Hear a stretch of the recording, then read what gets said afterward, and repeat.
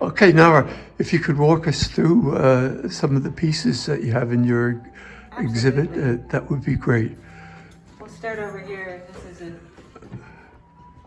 is a painting on silk, a watercolor on silk, and it's named Wisdom, and it's a great gray owl, and very moody day for the owl to be in on a bare branch. I just liked that combination.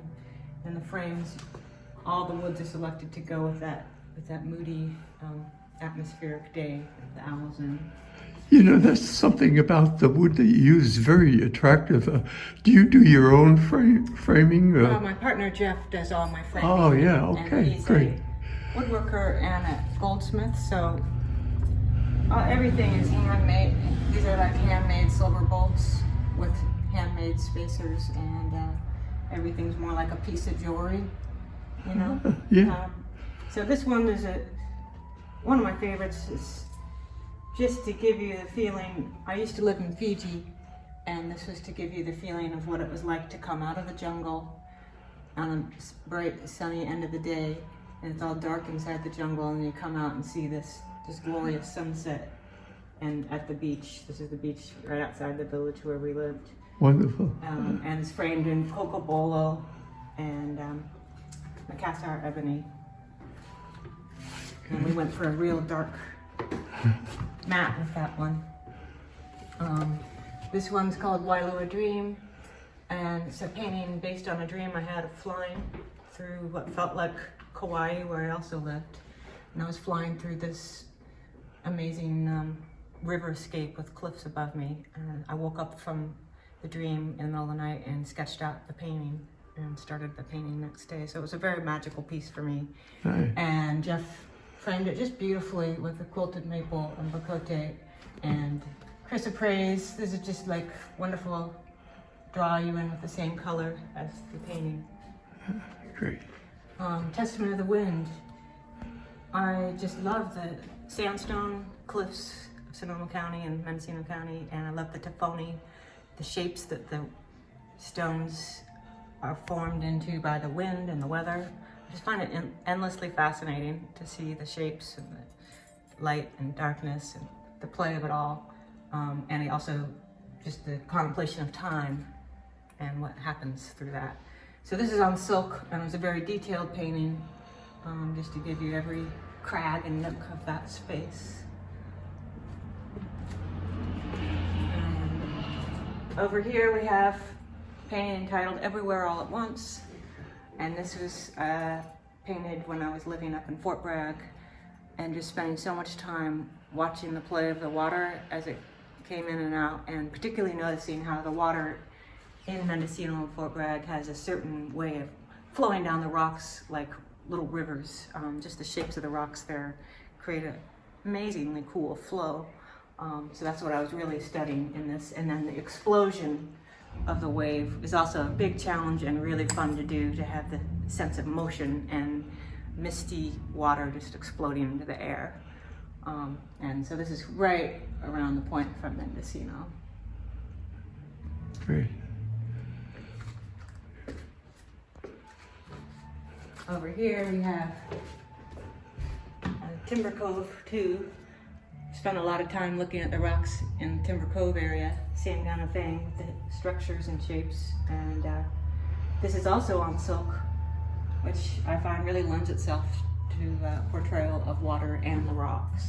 And the silk was originally more like this color. And another one of the collaborations with Jeff with the frame,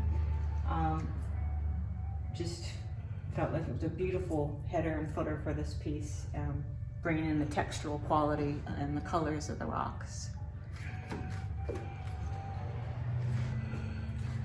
Over here is a reflection on Pudding Creek. I love the time of day when it's like almost dark, getting dark, the gloaming kind of time, and the way the light looks. And this was up in Fort Bragg as you're standing over the bridge by Pudding Creek, Pudding Creek, and I loved watching how the land becomes dark, but the sky is still light. So I overly dramatized that, and this is also on silk. I painted this all with a dark charcoal gray to give you that feeling of the changing tonight.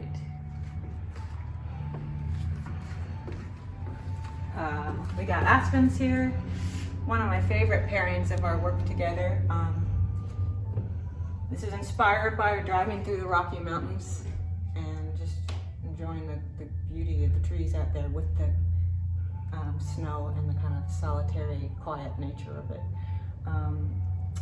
So I just did this from my imagination, but based on what I'd seen on a trip. And I really love having the spalted maple and the blue mahoy in there, which just add this kind of stormy textural quality to the piece. I did Japanese flower arranging, or ikebana, for many years, and I had a really marvelous instructor. And so these are studies I did in the class, and then I would take them home and redo them as a way to practice a second time. So during the time I was taking his classes, I would do the arrangement twice, once in the class and once at home, and then I would sketch them and paint them. So this is just kind of an ode to the flower arranging, one of my greatest loves. Beautiful, yeah. And this is just a simple celebration of blossoms in springtime. This is plum blossoms, and I love looking up at the plums and seeing the sky through the shapes of the flowers. So that this is just, I wanted it some very simple, lots of negative space, kind of inspired by a Japanese aesthetic of composition. And another one that's framed by Jeff, and this is Nara wood, which is also my name. So it's particularly fun to frame it in my wood. Where's that from? Where is the Nara wood from? The Philippines, Japan, Asia, primarily Japan. Jeff, come over here a minute. Get in here, you're the woodworker. Anything Jeff, else you want to say, Jeff? Frame? Jeff is a guy who does all this exotic framing and works with this rare woods.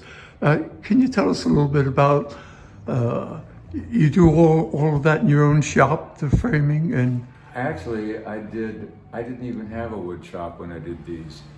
I just we wanted to, I mean, these silks needed to be framed properly, but I have a jewelry shop. So I was using jewelry tools to make these frames. I had a table saw that was about a foot by a foot. I'd have to take a 1/16 of an inch pass over and over again to make it through these hardwoods. And a lot of Jeff, it you did by hand. Let me get you over here so this background light isn't right. You can see the wood. Oh, okay. Okay. And how about your source, Jeff? Do you go? Is there a shop close to where we live that you go get your wood? Oh, well, there was. We love this place, Woodcraft. Well, Woodcraft was a chain, and they Yes, yeah. I got introduced to hardwoods at the heyday when everything was available. It was like walking into a museum. The beauty of the woods was overwhelming. It was, and that basically got me into working with my hands. I just wanted to get my hands on that stuff. But I just like selecting the woods that I thought would complement the paintings properly. It really shows. And then, but I didn't have any way to cut rabbits or dados, so I decided to just make simple frames that had the plexiglass mounted from the front, and then make these sterling bolts. Well, these are actually nylon. I went to nylon after I made a bunch of them in sterling. I said, it's crazy. And handmade. Take heavy-duty sterling wire and make bolts out of it, you know. But I wanted to complement them with the sterling and keep it all in the same kind of feel, the frames. So they have sterling caps here. And some of them have sterling spacers. But that's it. But mainly I just wanted to have something that really presented the painting in a dynamic way. Yeah, you guys make a great combination here. Thanks a lot, Nara and Jeff. Yeah. You're welcome. Thanks so much, Jeff. Okay, Carolyn. Hi, my name is Carolyn Zeitler. I am a tiny little basket maker. And before we start looking at my work, I want to show you where I get my materials and how I started doing this basketry. I brought some photographs with me. I use the native culture pines, which grow in the central mountains of the Los Padres National Forest, all the way down into San Diego. They're quite long pine needles. They're about 12 inches long, so they make quite a sturdy material to work with. I collect them out of Choose Ridge, which is a mountain ridge out of Carmel Valley in the Los Padres National Forest. And as I collect my needles, I'm looking for down trees that have needles that are already dry. Then I collect my needles and take them home, I sort them out, and I use them dry. So people always ask me, how did you start making pine needle basketry? Because it's such a small little niche in the art world. And I want to say, I'd love people to know that I learned from a woman who learned as a campfire girl back in the 1920s in Farmingdale, Indiana. When I met her, Ruth Albee lived in Carmel and was working at a fire lookout at Choose Ridge.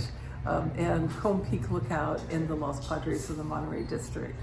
So when I met her, I said to her what everybody says to me who makes baskets, I've always wanted to do this.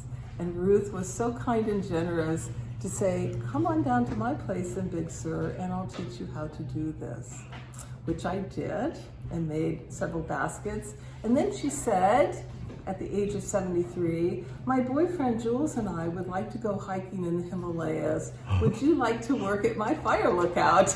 And I said, absolutely. So in the summer of 1979, I started working at Combe Peak Lookout, which overlooks Big Sur in the Los Padres, and started making pine needle baskets while I was working there. And I've never stopped. So I've been making pine needle baskets for over 43 years. Wonderful.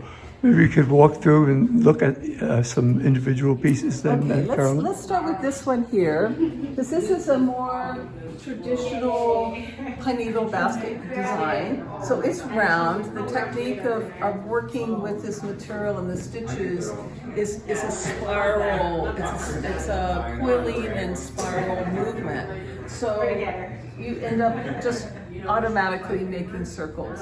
So these are dyed pine needles, which I dye with grit dye because it's a strong commercial dye and the needles absorb it. And this is the natural color of the dye. So this is more of a traditional pine. And then we can go to, I started after 40 years, I got tired of making circles. And I was trying to find a way to not make circles with my basketry, which is really difficult because you have to make a circle with these stitches. So I came across the idea that if I used a stronger material, then I could maybe make half circles. So this was one of the first pieces I did. I started working with copper. And copper is a really interesting material because it's pliable. You heat it up, you anneal it, you can hammer it, you can fold it, you can unfold it, you can bend it, and make all kinds of interesting patinas. This one is this is a copper patina with ammonia and salt. And I didn't have to make a circle. It does have a circle, but I didn't make a circle. And then here was another piece that I worked on with copper and folded the copper. I unfolded the copper, and I went back to making a circle, but I was able to have something that was not a circle as part of the element of my design. Okay. And here was another piece, went back to circles. Whenever I get a little frustrated with the challenge of working with, not working with circles, I go back to circles just to reassure myself that I can do this. So this was another piece where I used hammered copper, and this is called liver of sulfur. And it was supposed to be very black. It turned out kind of brown, but nonetheless, I think it has an interesting effect with the pine needles. So you have the hardness of the copper and you have the softness of the pine needles combined together, which is a look that I really like. Boy, great. Okay, thanks, Carolyn. That was great. Okay.